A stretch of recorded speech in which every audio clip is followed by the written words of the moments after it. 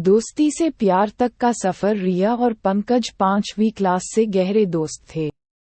दोनों ने साथ में स्कूल की पढ़ाई पूरी की और कॉलेज में भी दोनों साथ ही एक ही क्लास में थे। दोनों एक दूसरे के इतने गहरे दोस्त थे कि कॉलेज के सभी स्टूडेंट्स को लगता था कि दोनों का अफेयर चल रहा है। जब भी रिया को किसी चीज की जरूरत होती तो वो पंकज को बिना हिचकिचाहट के बोल देती थी।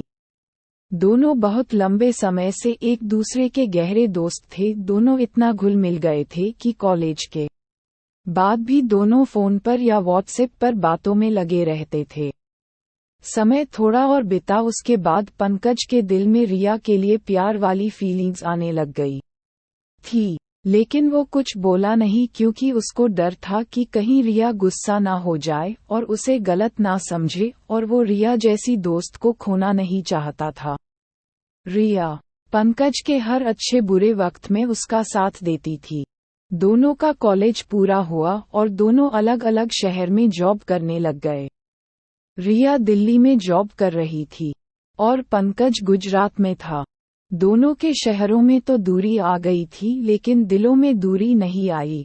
रिया और पंकज जॉब के बाद घंटों एक दूसरे से फोन पर या व्हाट्सएप मैसेज में बातें करते थे।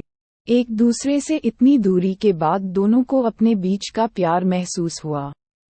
इस समय रिया के दिल में पंकज के लिए दोस्ती से बढ़कर प्यार वाली फीलिंग्स आ रही थी।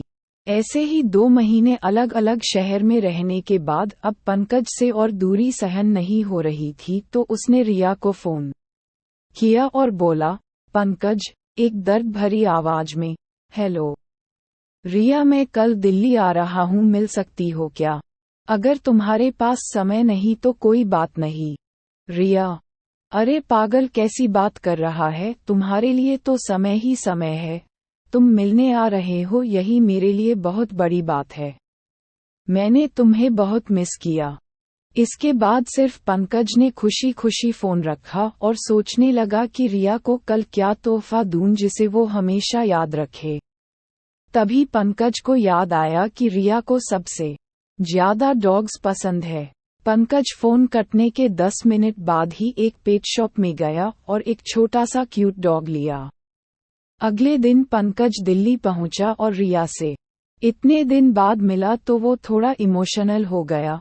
रिया ने दूर से ही पंकज के हाथ में वो प्यारा सा पप्पी देखा और वो बहुत खुश हुई। रिया पंकज के पास आई और बोली, रिया और हीरो, तुम्हें कब से डॉग पालने का शौक जग गया? पंकज वो डॉग रिया को देते हुए, ये तुम्हारे लिए है। रिया भावुक हो जाती है क्योंकि उसे डॉग बहुत पसंद है और डॉग को गोद में लेते ही रिया पंकज को साइड हग करती है और दोनों एक रेस्टोरेंट में जाते हैं। वहां पर पंकज ने रिया को बोला, तुम बहुत खूबसूरत लग रही हो। इस पर रिया बोलती है, सुंदर तो मैं पहले से हूँ, तुमने कभी देखा नहीं वो अलग बात है। इस बात पर दोनों हंसने लग जाते हैं। इसके बाद पंकज कुछ बोलता उससे पहले रिया बोल पड़ी, रिया देखो पंकज, हमारी दोस्ती को बहुत समय हो चुका है, अब हमें इस दोस्ती को आगे बढ़ा लेना चाहिए। तुम समझ रहे हो ना पंकज? पंकज थोड़ी सी स्माइल के साथ, मैं समझा नहीं रिया, तुम समझाओ मुझे।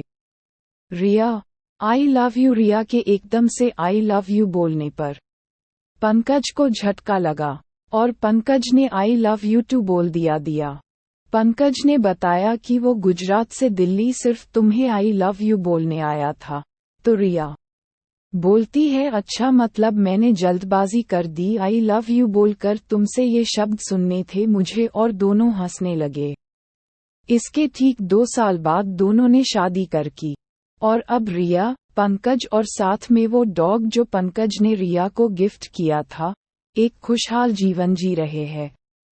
ये कहानी आपको कैसी लगी? अगर अच्छी लगी हो तो एक लाइक और चैनल को सब्सक्राइब जरूर करें। धन्यवाद।